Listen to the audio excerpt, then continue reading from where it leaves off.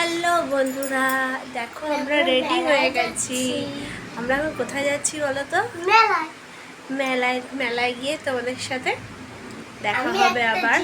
মেলায় কি কি কিনলাম সব তোমাদের সাথে আমি শেয়ার করবো। হ্যাঁ কিনবো তো, কিনবো না মেলায় গিয়ে? এর আগের বার দুটো খরগোশ কিনেছিলাম, মনে আছে? তো বন্ধুরা আর দেরি করবো না, এখন ঘড়িতেও 9টা বেজে গেছে।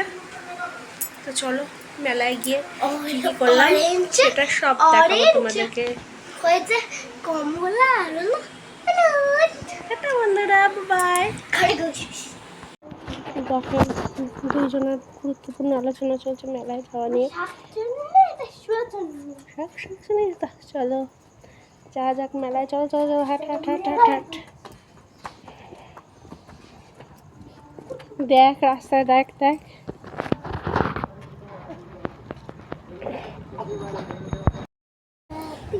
মেলাটা যেখানে হচ্ছিল সেইখানে যাওয়ার পথে এই যে এই একটা বিশাল দিঘি পড়েছে এখানে কিন্তু আরেকটা যে শীতলা পুজো হয় সেই শীতলা পুজোর কুলো ভাসান দেওয়া হয় এই দিঘিটা।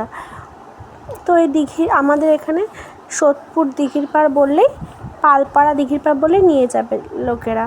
তো এবার কথা বলতে বলতে আমরা মেলায় চলে আসলাম। এই দেখো বন্ধুরা, মেলায় কত স্টল বসেছে, অনেকটাই, আর একটু হাঁটলেই পড়বে মেলাটা। তো হাসি আর পাপার হাত ধরে এগিয়ে যাচ্ছে, আর আমি আর খুশি পেছনে। ওই দেখো কত লোকের সমাগম হয়েছে। মেলা মানেই অনেক লোকের সমাগম। আর এই যে বাচ্চাদের প্রিয় জিনিস জাম্পিং জ্যাক, আর ওই যে আরেকটা লাফানোর জিনিস।